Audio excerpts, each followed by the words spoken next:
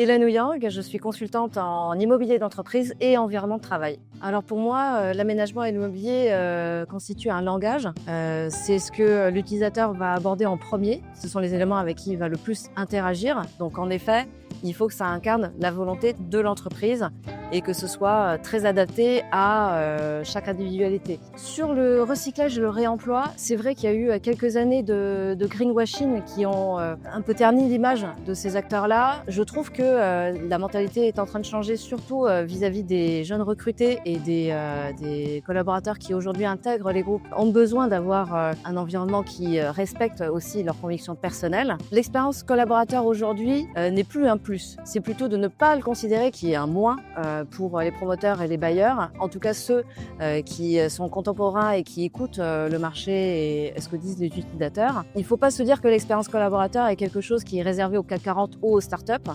N'importe qui en fait fait partie des demandeurs, puisque nous-mêmes, nous sommes, en tant que bailleurs, utilisateurs ou autres, des occupants. Et je pense que c'est ni plus ni moins que s'écouter soi-même que d'avoir de la considération pour ces aspects-là. BOM, c'est l'acronyme de Because Occupants Matter. C'est un système d'évaluation des immeubles de bureaux basé sur l'expérience collaborateur. La genèse est assez simple. Nous nous sommes réunis avec plusieurs responsables workplace et real estate sur un constat qui est que lors d'un déménagement, d'une prise à bail ou d'un réaménagement, on regarde la localisation, les coûts, les charges, la surface, alors que l'expérience collaborateur, elle, est assez difficile à chiffrer. Partant de ce constat, nous avons créé un outil avec une centaine de critères d'évaluation pour pouvoir accoler à l'expérience collaborateur une note, un score sur 5. Tous les critères ont été rédigés par le groupe de travail de manière à ce que ça reflète de manière tangible un niveau d'exigence. On s'est aidé aussi de 6 bureaux d'études techniques qui ont contribué à créer des niveaux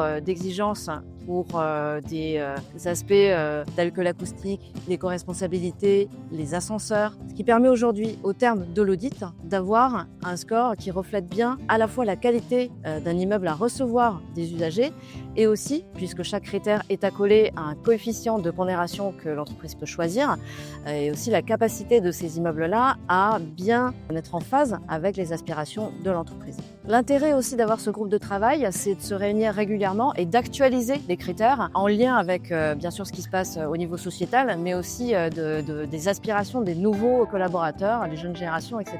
Je pense qu'à moyen terme, les espaces de travail vont continuer à accorder de l'importance à l'expérience collaborateur. C'est vrai qu'aujourd'hui, on interagit à travers des écrans, avec des devices. Demain, si c'est aussi intuitif que de pouvoir parler avec des capteurs ou de pouvoir faire des gestes, la technologie va complètement s'oublier, puisqu'il ne faudra plus avoir des équipes IT pour pouvoir aller chercher de la donnée ou pouvoir résoudre un problème. Tout le monde pourra le faire, puisque l'intelligence artificielle aura cette facilité de communication avec tout le monde et n'importe qui. Ça va tout unifier.